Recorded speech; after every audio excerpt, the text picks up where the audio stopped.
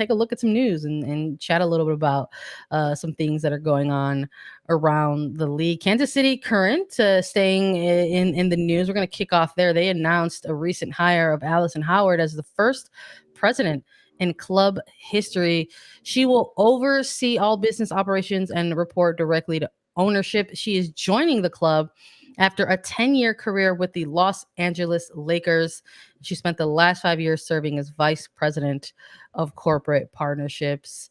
Co-owner, Kansas City co-owner Angie Long, saying, if you continue to just do things the same way you've always done them, then not a lot changes.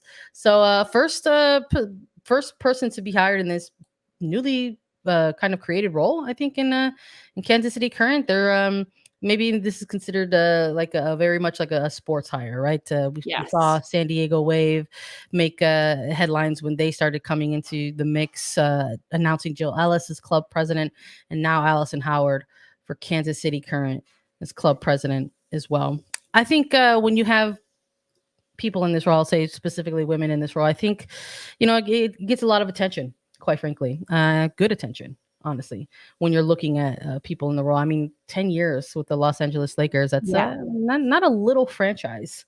No, not at all. I mean, this is a big move. Kansas City has been very vocal that with their ownership that they have, they want to be the best club in the NWSL and really pave the way for what women's soccer can look like in the United States, because they have their brand new practice facility that's right on the river, $15 million or so. We're seeing glimpses of it on their social media about being built. I know Lola Bonta posted about looking at the facility and the grounds and everything. So they have this entire women's facility that's being built, and now they hire someone like Allison Howard, who has a great pedigree and a history of getting things done, frankly, like making deals happen, bringing in money for clubs, whether it was the Lakers and now Kansas City Current.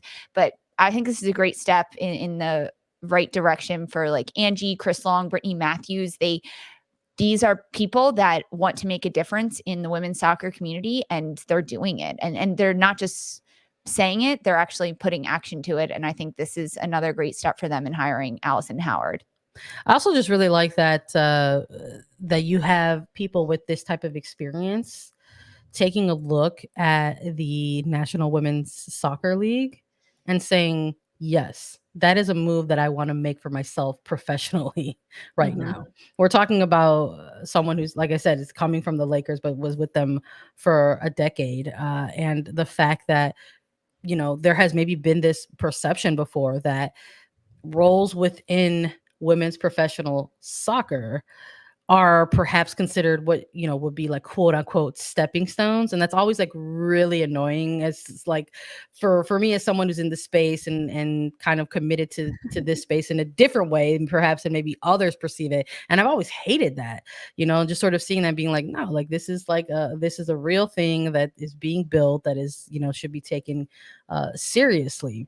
And when you announce a hire like this, and then you sort of go through the background of some of these people, and you see, it's like, wow, like, okay, so a decade with an NBA franchise, and not just any NBA franchise, but the Lakers, and seeing a person and having this role, and them saying, yes, this is absolutely a league, a place, a role, a profession that I want to continue to be in and grow and develop. And it was cool to see in the release that, obviously there's been a lot of conversations privy to announcing this hire, but I love that she has a lot of enthusiasm for things already, mentioning that the stadium facility that they're going to be building already, that's so very clearly one of like the big picture points, in their overall vision. And I love that.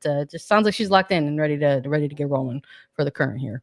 Let's take a look at some other news though from Angel City. This one I know we're excited about, Lisa. We were chatting a little bit off mic about it, and we were like so excited to be able to talk about this, and we were so happy that this dropped before we got together to record. But Angel City announcing a 2-year partnership with the Liga MX Femenil side, Tigres Femenil. It is the first NWSL partnership with Liga MX Femenil. It's a 2-year partnership.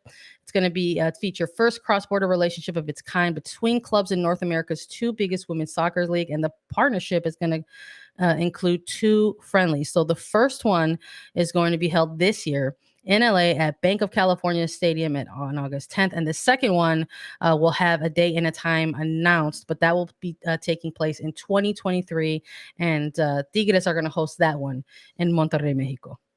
I love this partnership. This is the first of its kind between an NWSL team and a Liga MX team. But it's not the first time that NWSL has played Mexican teams, because we know that Houston has done that in years past. Most recently, they did it in this preseason leading up to the 2022 year. But this partnership that will span 2 years, of course, it's centered around the game, which is pretty cool, because there are going to be 2 friendlies, one in LA and one in Mexico, which allows fans to LA fans and American fans to see this Mexican team and be able to see these players and what they're doing and help grow that league. And also when Angel City travels to Mexico to play them, then it just grows the NWSL, grows the game overall. It's really pretty cool to see. And besides just the game and focusing on that, one of the press releases mentioned that there's going to be other activities like best practices in sport, business, social responsibilities. But the major focus is the community impact during these events and during these games, engaging with fans, having community groups, engaging with local soccer clubs. This is how we grow the game. This is exactly it. By having partnerships across leagues, across countries, this is huge. And it brings familiarity for the players and the fans and everyone across the 2 countries and the continent. Yeah. And honestly, it's just quite frankly, it's showing a level of respect. Really? Liga MX Femenil is a young league. It's only in its 6th season, 6 or 7 seasons, excuse me. But there has been teams and development amongst players out there that have, has grown pretty rapidly. And when we're looking at just this franchise specifically at Tigres Femenil, you're talking about a club that has already won 4 league championships within this very young league. And we have seen something growing over the course of more recent years. And there has been these small kind of mini tournaments within an NWSL season. We've seen the women's ICC taking place usually in August. And then we saw the inaugural the Women's Cup take place, hosted by Racing Louisville. And that's also going to continue in 2022 as well. They have opened and expanded that competition and have acknowledged and invited a team in Club America to represent Liga MX Femenil in that mini tournament. But prior to this year, in years prior, as some of these things were getting founded, there was no inclusion of any Liga MX Femenil teams. And when I know with the ICC, some of the criteria is that it has to be a championship winning side to be included and involved. Well, Tigres Femenil has been winning championships for the last several years, and they're not involved in that. So it's always been some combination of Portland, who has been very competitive, or North Carolina, who have won the ICC as well. Houston Dash got invited due to them winning the Challenge Cup in 2020. Barcelona has featured, Lyon has featured, and this year will feature Chelsea and Barcelona as the European sides entering the fray. But we're talking about, for me, that was something that kind of resonated with me. I was like, well, this is not just really, really cool, but there's a certain level of acknowledgement and respect here from Angel City, saying like, listen, this is one of the best leagues in the world, and it's right next door to us. And let's engage in this. Let's make it official. Essentially, let's make this partnership official. It was a great point that you brought up about Houston Dash being a team that has already played a number of Liga MX Femenil teams at some point. They've played Tigres before. They've gone to Mexico to play Tigres before.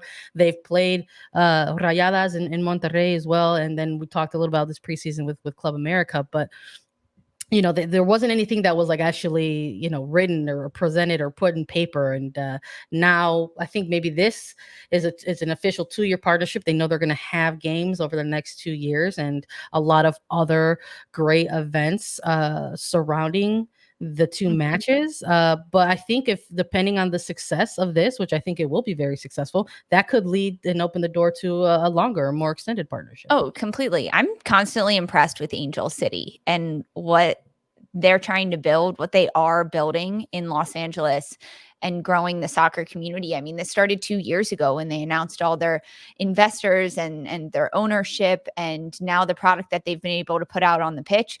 And as an expansion club that's still trying to get their footing and make sure that they are standing on even ground in the NWSL, they're already reaching out to other leagues and trying to offer support and build that partnership. I think it's huge. The confidence from Angel City is there and it's spreading, and I like to see that.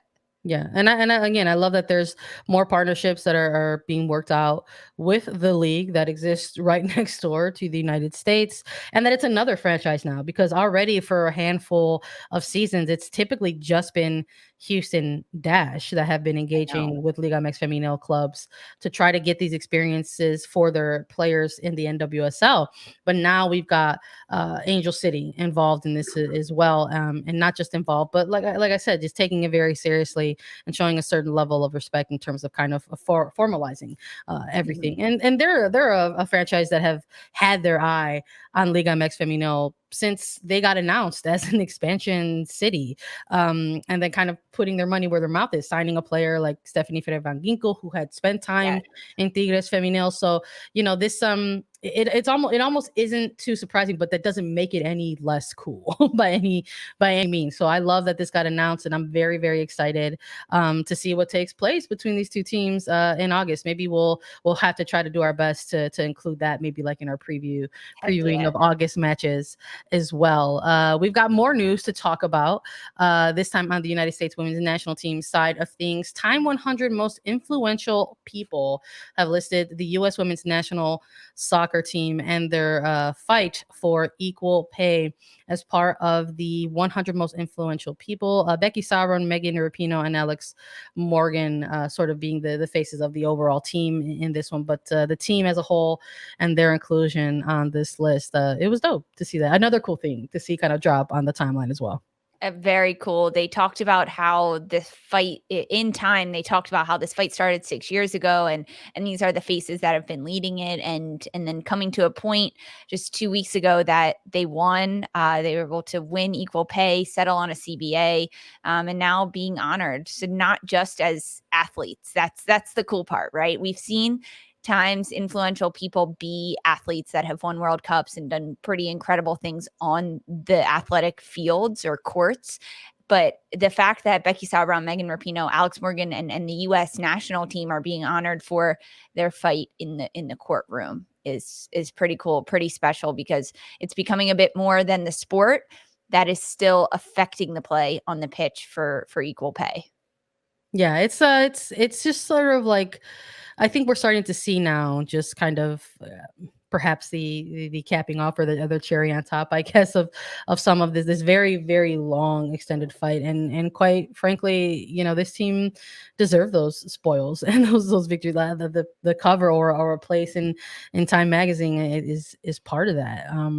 It was it's so it's it's not any less overwhelming for me to think about the last several years and what we witnessed this team do. I mean, they won 2 World Cups. They've participated in Olympic Games, walked away with a bronze medal, and in between all this, engaging in an open lawsuit with their employer while finding all of this success on the pitch and seeing the public reaction to that. I'll never forget hearing all the chants of equal pay in these like ridiculously filled packed stadiums across the world.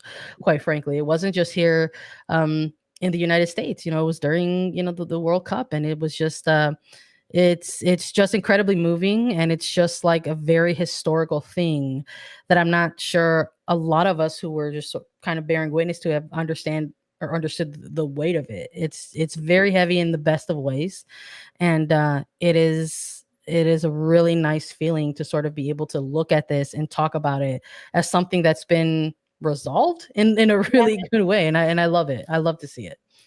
Crystal Dunn. We got to talk about Crystal Dunn, everybody. Crystal Dunn, welcome the little baby boy. The family has grown by one more because it's a family that's been in an animal family. They've had cats, they've had chickens, and now they've got a little baby boy named Marcel Jean Saubrier. Excuse me, my French is not great.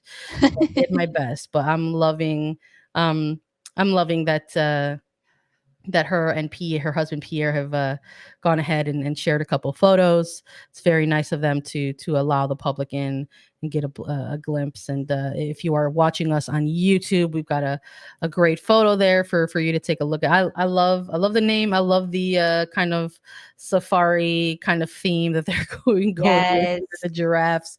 Very, very cute, but adorable. It's so wild to think that we were like doing preview segments and taking a look at preseasons for NWSL clubs, and we saw Crystal Dunn participating through her pregnancy during this time, and now baby Marcel is here. So congrats to Crystal Dunn and her whole entire family on the new addition. You love to see it. It is so exciting. So happy for Crystal, her husband, baby boy coming home. It's very exciting. And yeah, Sandra, you mentioned it. We've known Crystal Dunn's been pregnant, right? She just had her baby, but she was still training what seemed like daily with the Portland Thorns, competing. So I'm surprised Marcel didn't come out, already kicking a soccer ball or running around or something, because Crystal was outshining and overperforming as an incredible female athlete who was pregnant, carrying a child. That was incredible to see. She's an inspiration, training up until she gave birth, and her plan is to be back this year, right? I mean, she's been pretty vocal about that, coming back on the pitch, but Crystal, enjoy being a mom. Spend some time with your baby. I love to see that. Best wishes to them, and enjoy your new life. Very exciting. Right. I'm sure we'll get some more updates on Marcel. That's the other fun thing that happens when we see some of these athletes become parents, right? We see more updates from the kids. Like I think with Sydney LaRue, I think her son is Cassius is now like 5 or so, and is already like, she still gives updates and go ahead and she puts some really funny stuff out there in her personal social. I'm sure we're gonna go ahead and see some more from that. But that's it for the news portion